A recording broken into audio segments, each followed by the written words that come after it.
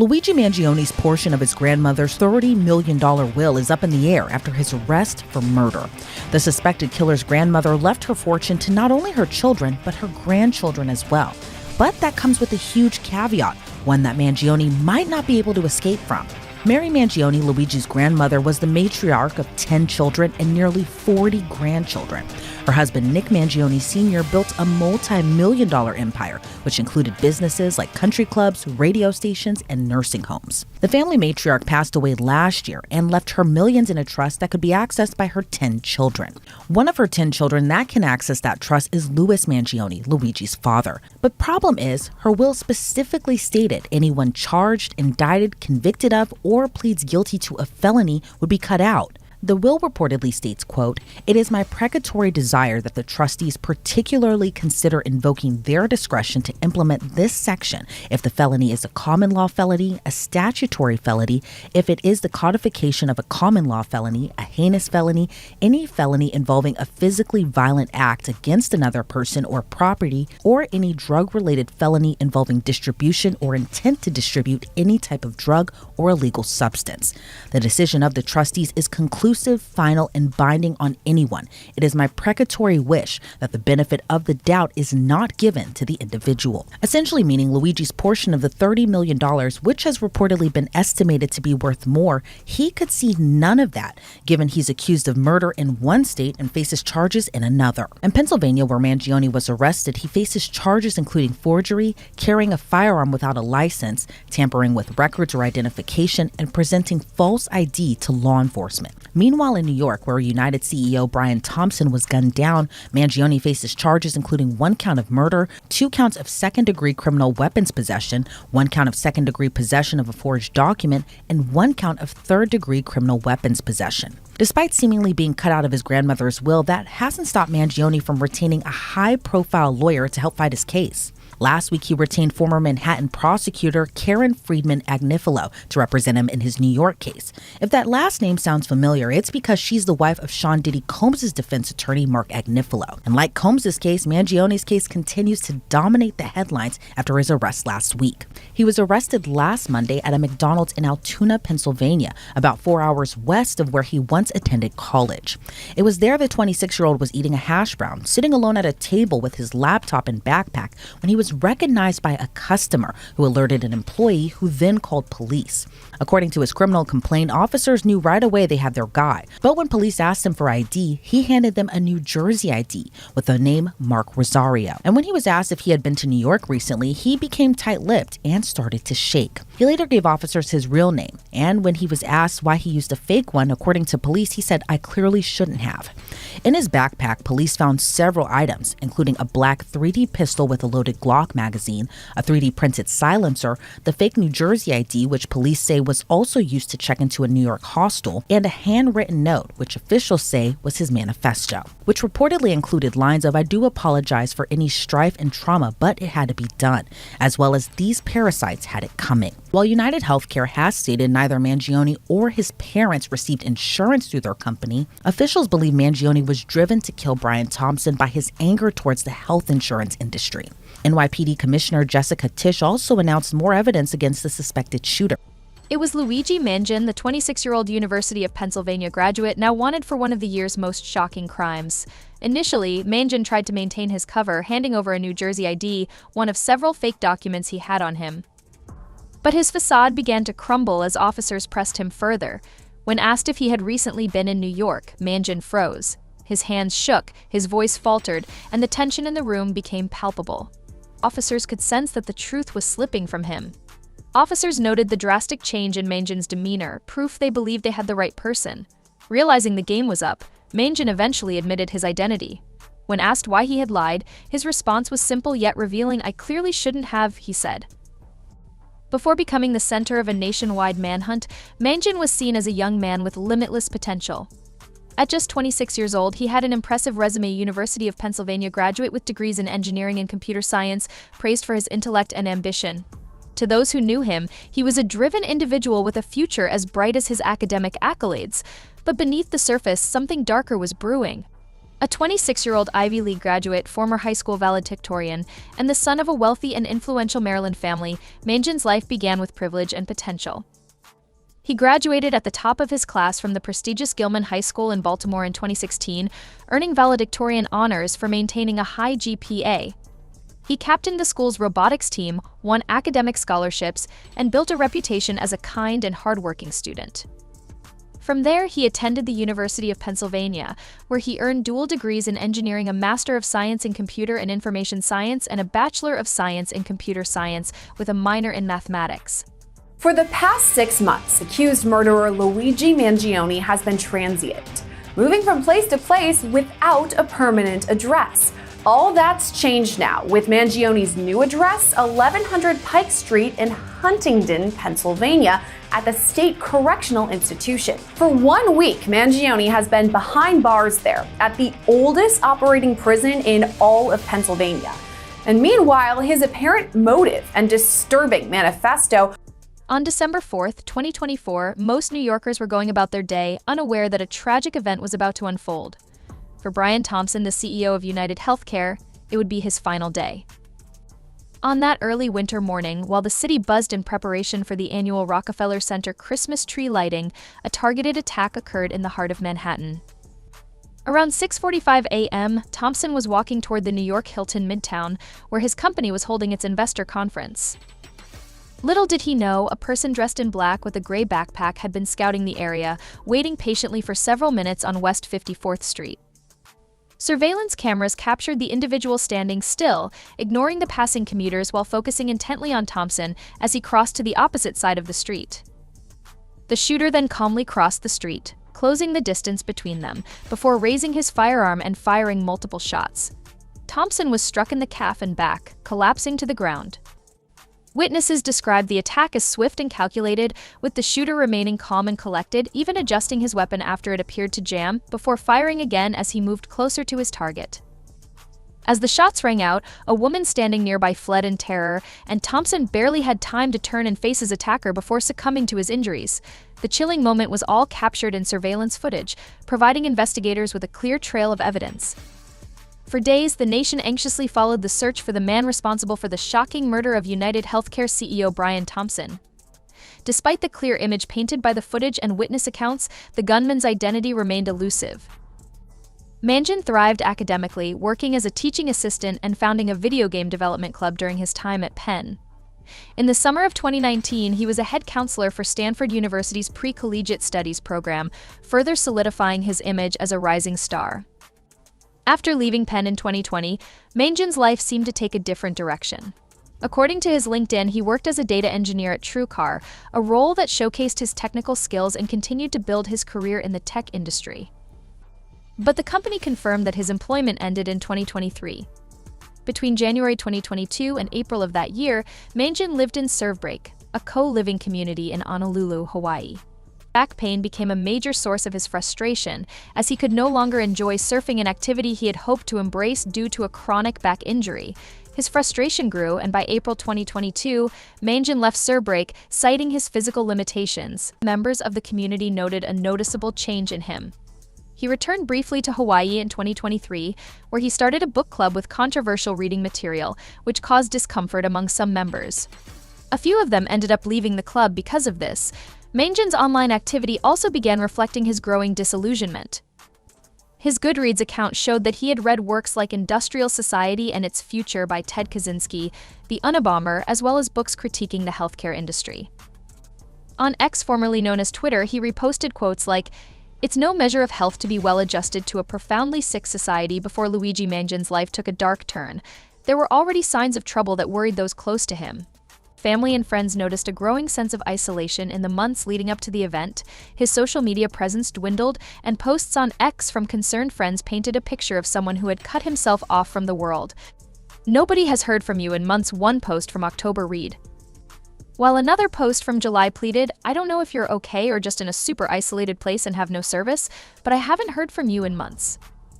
When Luigi Mangion was arrested, investigators found a handwritten manifesto that offered insight into his growing resentment towards corporate America.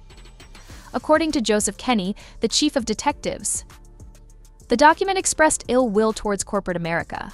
Though specific details were initially withheld, two law enforcement officials familiar with the document's contents revealed that it specifically criticized healthcare companies, accusing them of prioritizing profits over patient care.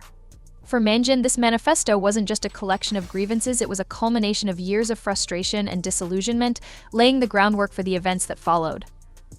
Now, setting the documentary-style commentary aside for a second, I want to give you my 2 cents on this entire story. First of all, this has been one of the most talked about stories on social media over the last week, and Luigi Mangion has, as of today, been captured by law enforcement. The response to this entire situation isn't exactly what you would expect, or maybe it is, considering the circumstances. I say that for 2 different reasons. Number 1, someone was, at the end of the day, brutally murdered. When it comes to death of any kind, I like to approach these types of topics with a more respectful tone. Let me just start off this video by saying I do not condone violence by any means, but let's talk about what happened today with the United Healthcare CEO.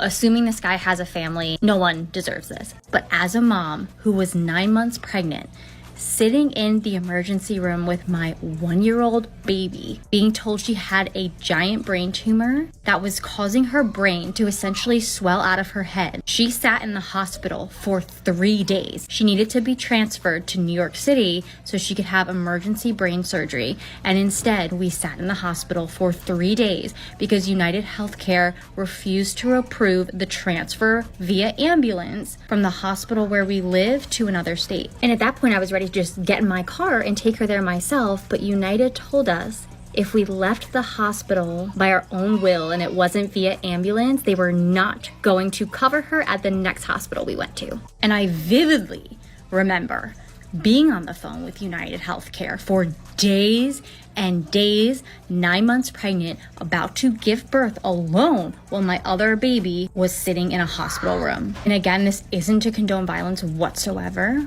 All I'm saying is that I do not doubt for a second what the motive of that suspect was. I want to make it very clear I do not condone any type of violence, nor do I celebrate the death of another human being.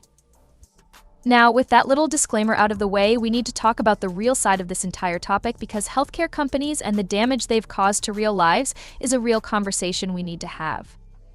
Do I feel sorry for the families who are going to be paying the price in terms of emotional pain? Yes, I do. However, when it comes to a story involving one of the shot callers at a healthcare company, we're talking about the CEO here. So in this case, the shot caller of a company that has ruined countless lives, just being brutally honest, I really don't have any tears to give. And this seems to be the general stance on this entire conversation. From what I've noticed, most people are leaning towards not only feeling indifferent about the victim in this case, but also celebrating Luigi Mangion as a hero. Social media, in a way, thrives off meme culture, especially when it comes to viral stories like this, and that's why tweets like these have become the general consensus. The screenshot and memes about Luigi Mangion circulating on social media, including one saying, "No, don't get caught by the police, you're so sexy," or the one with a Tony Soprano picture, and the caption in this house, "Luigi Mangion is a hero, end of story," really highlight the twisted sense of humor and dark admiration some people have for him. While it's easy to laugh at the memes, the deeper issue here is the anger and frustration towards healthcare companies like United Healthcare. Many people are coming out to share their personal experiences with the company, some of which are truly horrifying. One example comes from a TikTok video where a mother shared a heartbreaking experience she had with United Healthcare involving herself and her baby. It's moments like these that show why there's so much resentment building toward healthcare providers. It's not just about this particular tragedy, but the long history of negligence and profit-driven decisions that have harmed real people. So it's a circumstantial case. There's a lot of building blocks that the prosecution needs to fit into a puzzle in order to prove the case beyond a reasonable doubt. It's not a done deal at this point. I think at this rate, he has an opportunity to argue identity, that he was misidentified, that this was not actually him. And then based on the other evidence that comes out, potentially linking him to the case, and what we're hearing, he might go with an insanity defense. So right now it's a little bit up in the air. There's a lot of opportunity for him to poke holes in the prosecution's case and form reasonable doubt. I do not think it's an open and shut case at this point. Lines like "these parasites had it coming." I would like to see a deeper connection with him and that manifest. I think a lot of people, maybe they're conspiracy theorists, maybe not. I think a lot of people are having trouble wanting to know where this manifesto was recovered and how. There's always, the talk of police planting evidence in order to strengthen the case. I'm not saying that's what happened here, but I'd be interested to see how that manifesto was, recovered. Where was it? Was it on him, on his person? Is his handwriting the same? Motive is going to be a big thing here. The prosecution doesn't have to prove motive in order to prove their case beyond a reasonable doubt.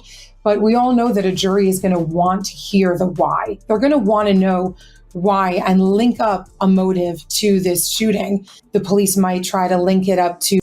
You're absolutely right. Hearing these real-life stories brings a level of gravity and understanding that numbers and policies simply can't convey. The mother's experience with her baby's life-threatening condition and the lack of care from the healthcare system really underscores the frustration and pain that people endure when they feel neglected by the very institutions meant to protect and care for them. When you consider the systemic issues within healthcare companies, it's not just about an individual story, it's a broader pattern of corporate behavior that affects countless lives. This situation, much like the tragedies you've discussed with rappers and other figures involved in violence, is a reminder that every action has a ripple effect. It's difficult to fully comprehend the extent of these actions without understanding the human side of the story. The frustration and anger people feel, whether it's directed toward healthcare or other industries, often comes from feeling like their voices and needs are ignored in the face of profit-driven decisions. You're absolutely right. Stories of violence can often seem senseless and chaotic, and it's hard to truly grasp the mindset behind such actions. However, when you take a step back, especially in a case like Luigi Mangion's, there are deeper layers at play. In this case, the frustration with corporate behavior, particularly from companies that profit at the expense of people's well-being, plays a significant role in shaping his actions. It's important to acknowledge that while the crime itself can't be justified, understanding the systemic issues that drive individuals to take extreme measures can help create a more nuanced conversation. When people feel trapped by a system that ignores their struggles and well-being, whether it's in healthcare, employment, or other areas, there can be a tipping point where they feel that they have no other recourse. This doesn't excuse the crime, but it does open up a broader conversation about the real impact of these corporations on everyday lives. It's a reminder that the human cost of corporate decisions often goes unnoticed until it reaches a breaking point. The use of artificial intelligence in healthcare, particularly in the processing of insurance claims, has raised significant concerns, especially when it leads to denials of coverage for individuals who need it most. The example you're mentioning, NH-Predict, an AI algorithm developed by Navi Health and acquired by United Healthcare, highlights how AI is being leveraged by big corporations to streamline their processes, often at the cost of patient care. They probably are housing him in a unit, but keeping him away from others until they can do like what I would call a threat assessment to see, would he be okay to interact with others and others to be okay to interact with him. He isn't in solitary confinement, but the other part you said is correct too, that he's having limited interactions with other inmates. So what do you think his day-to-day could then look like? If he's in a cell completely alone, I know that the DOC mentioned that inmates do have time outside if they so choose to use that time. But what do you think his day-to-day may look like? Probably, in the morning, get up, have breakfast. I'm sure medical staff are probably entering his unit, to check on him and other inmates to see if there's any issues that need to be addressed. I'm sure he's probably having some interviews with law enforcement, maybe not every day, but I'm sure at some point in the day, he's probably being interviewed. And I'm almost certain that psychological staff, team members are probably making rounds on a daily basis, along with the executive team members are probably monitoring all of his activities. And I'm also certain that I'm sure he's probably given some limited recreational time, whether it's, taking him to the recreation area or in a certain unit, they may have an area where he may be able to, have a little bit of time outside of his cell. So that's probably what his day-to-day is looking like right now. What's interesting? AI systems like NH-Predict are designed to assess claims and determine the necessity of care based on data inputs. However, the issue arises when these algorithms, while efficient, may prioritize financial considerations over the unique needs of individual patients. This has led to situations where people have been denied critical coverage due to the algorithm's decisions, even though their medical needs are urgent. Such practices create a cold, transactional environment where the profit motive outweighs the actual health and well-being of patients. This is a major point of contention, as these algorithms, often built without a human touch, fail to consider the nuances of individual cases. The result is a growing distrust in AI's role in the healthcare industry, especially when it comes to making life-altering decisions about coverage. This kind of system is a prime example of how technology, when applied without ethical considerations, can exacerbate systemic problems in healthcare and leave individuals vulnerable. The use of AI algorithms like NH-Predict in healthcare, designed to analyze health records and predict the duration of care, has raised significant ethical concerns. While the goal is to streamline decision-making, the downside is that these systems can prioritize cost-cutting measures over patient welfare. When companies focus on profits, cutting corners can lead to situations where people are denied essential care based on algorithmic decisions, rather than individualized assessments by human professionals.